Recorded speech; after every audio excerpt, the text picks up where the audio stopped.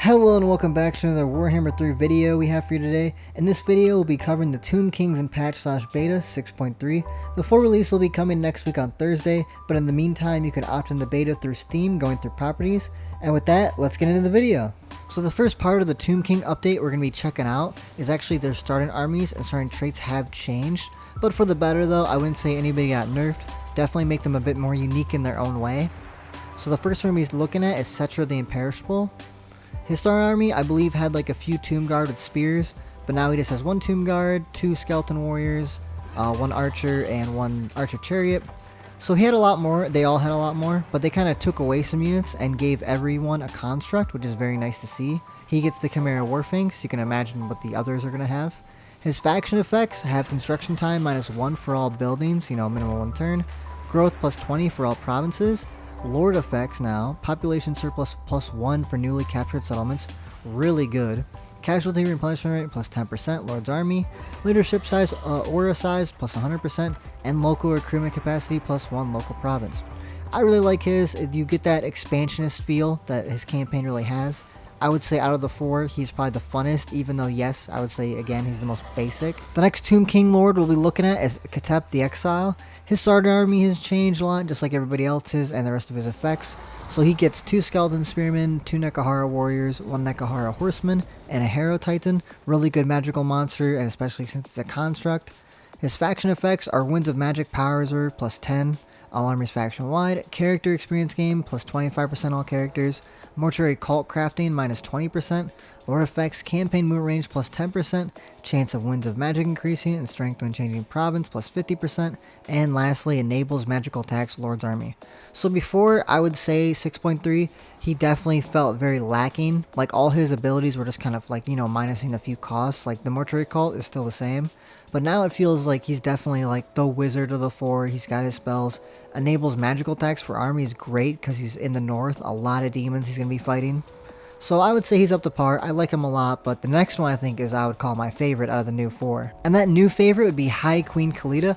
I did like her before because I'm a big fan of the Tomb Kings, but now I feel like she's a lot more complete and what I would say the developers would say, more Warhammer 3ified.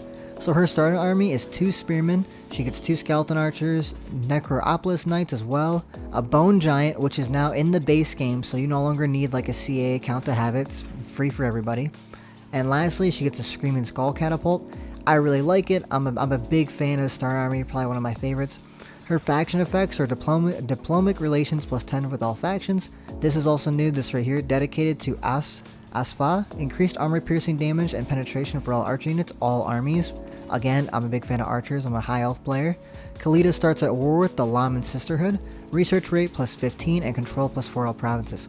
The Khalida starts war with the Laman Sisterhood is also new. I'm going to say she probably has the most change. But this is really big because I think this is a hint for the next FLC. But that's just me theory crafting.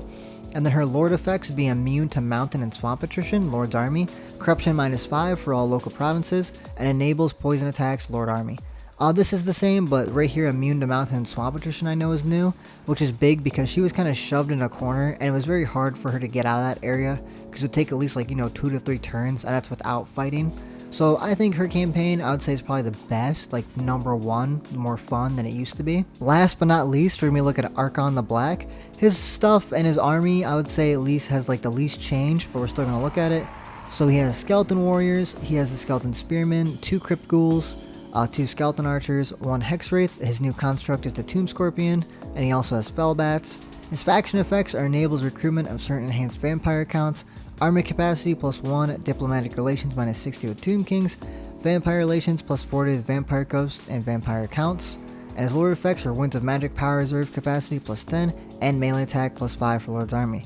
I would say his is a little bit changed, but not by a whole lot, but I suspect this will be part of a grander thing in the future, because we're either getting FLC, as we see here, Khalida starts at war with the Laman Sisterhood. Could be a thing, could be theory crafting. But these are the starting armies and starting effects in 6.3. Now we're going to move on to the technologies that have changed. With the Tomb Kings update for 6.3 to their technology tree, I would say it's much better than it used to be. It wouldn't be like a complete overhaul, like I would call the Lizardmen's technology tree an overhaul. You still, here you still have your towers, you still have you're locked into one with the canopic jars. But now they're all a bit stronger, and everything that was at the bottom here has now been moved down and made into their own line, and they get additional unit capacity with each one. So like right here, Proclamation of the First Dynasty, campaign movement range plus 10%, construction cost -5 for all buildings, and you can now receive Ushabti from the Realm of Souls an additional 1 time. So that could help you in a battle, maybe take out that back line. And a lot of these, they instead of just like 1 unit like here, you get 1 for a Bone Giant, and you get 2 for Nekahara Horsemen. So that's really good. So a lot of this is just boosted. Now, again, it's not an overhaul, but I'd definitely say like icing on the cake. I'm a big fan of them, especially how they changed the top lords. Because before, they were locked into, you know, on their skill tree, one of the 4 gods. Now they can pick all 4, making them feel even a bit more special, especially with the hefty cost of 500 Canopic Jars.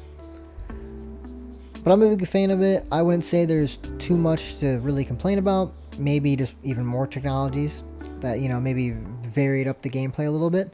But I'm a big fan how they did this, especially with the Canopic Jar change, which we're about to get into, because I think that just makes us all better. And like I said, Canopic Jars have changed, so instead of getting through buildings, characters, or events, which you still can do, you'll actually mainly get them through battles. I'm actually going to show you right here with this little quick auto-resolve with the starting battle from Cetra. Yep, we click auto-resolve. So before, you'd actually get one of these would be an option to just, you know, put them in Canopic Jars, get a bit, it'd be very small though, it'd be like 20 to 30 I think for something like this. But this time, if we just auto-resolve with about 700 casualties, you get 200, which is pretty good. So that puts us at 302, because I think we start off with 100 or so. So well, yeah, it doesn't matter what we pick. So that's very good, and it actually coincides with the big change in the Mortuary Cult, which we're going to get into now. So with this, a lot of things I would say have changed. I did look around a little bit. So like, for example, Destroyer of Eternities, it did have like -10 damage, I think, and they just got rid of that. So a lot of these days, again, Warhammer 3ifying. Also, the price has gone down for a lot of these, except for like, you know, army capacity, this has stayed the same. And since you're playing Cetra, you're able to confederate the Warrior Queen, Kalida's faction. Same thing with them, you know, they get to confederate each other. There's a little graph that's in my previous video you can go look at. And there is a new tab here. So besides, you know, we have the weapons here, we have the armor, enchanted items, talismans. And I believe there is some new items in here, but I'm unsure because there's just so many in this tab, or each tab I mean. We also have the arcane items. And then here's the new tab is banners. So we have Emblem of the Withering, enables sundering attacks, assigned unit, and again, you can get these as much as you want if you see that little little symbol right here. Eula Top's orders, attribute stock, assigned unit, and fun fact, because of the item update we got not too long ago, you can have multiple of these banners on a lord. So you can have like 5 stock units that don't have stock you can give to. Same thing with this this word pennant. Attribute Perfect Vigor, so that's really good.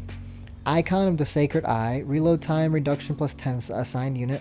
Standard of Kaisar's Fury, attack causes discouragement effect, reducing leadership, assigned Lord or Hero. Passive ability Frenzy, Lord or Hero. And then lastly, Royal Standard of Cetra, immune to contact effects, assigned unit, and attribute assigned unit. This is the only one that you cannot get multiple times, and this is the only one that Cetra gets. Like, nobody else can get this because it is the Royal Standard of Cetra. I like this a lot, especially with how many more Canopic Jars we're going to be getting. I do wish we would get more like Regiment and Renounce, but then again, because they're not calling this a rework, or they don't even want to like use the word, that makes me really think maybe they do have something in store in the future. At least for all the undead factions. Maybe next year's big DLC, it'll all be catered into one. But yeah, I really like the Canopic Jar update, and we got 2 more things to cover. We're going to be covering the buildings next.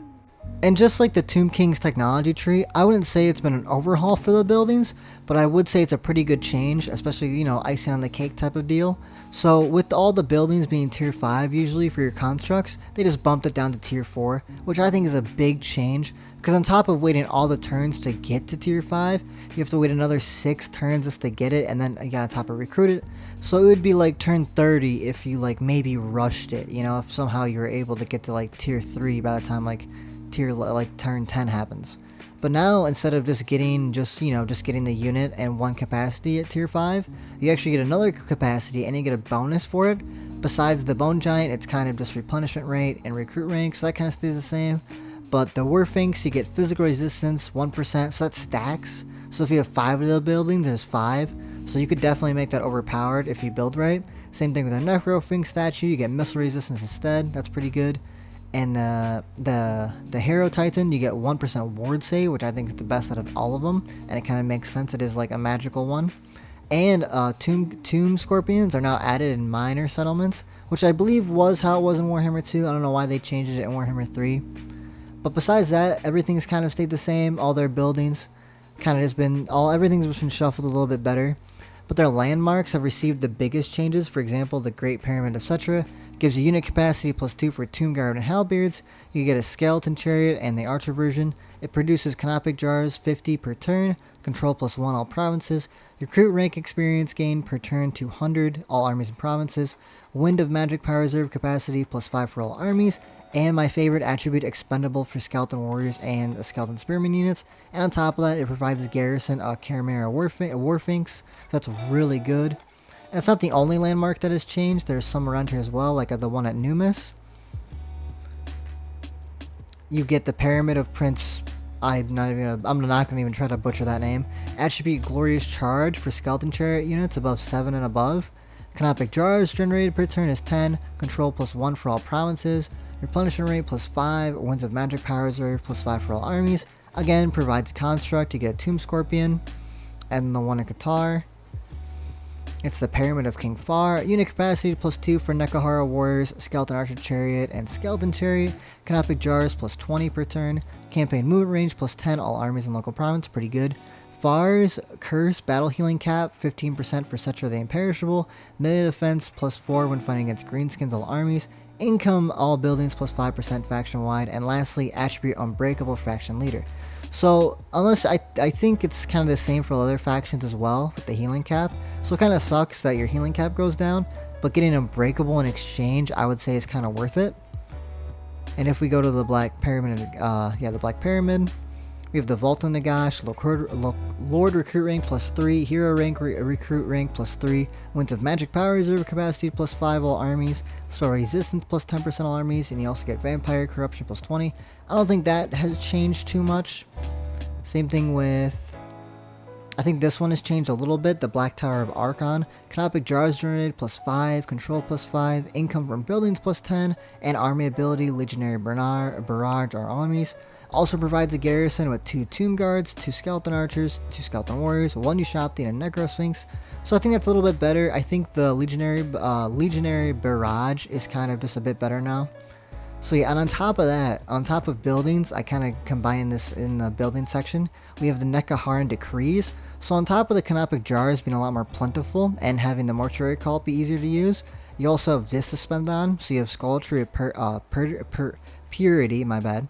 Duration 5 turns, control +2, research rate +10, and corruption will not increase. It does only last 5 turns, but for 500 Canopic Jars, and as you saw, they're really easy to get. I don't think it's a bad downside. We have Heed the Will. Canopic Jar costs 500. Only 1 turn duration, but generates 1500 for treasury when activated. So that's pretty good. I can assume you can spam that every time or in different settlements. And then thirdly, we have Rightful Reclamation. Costs 750 jars, duration 5 turns, allows settlements to perform a garrison sally and attack with 1,000 range per province wide, and local recruitment capacity +2 local province.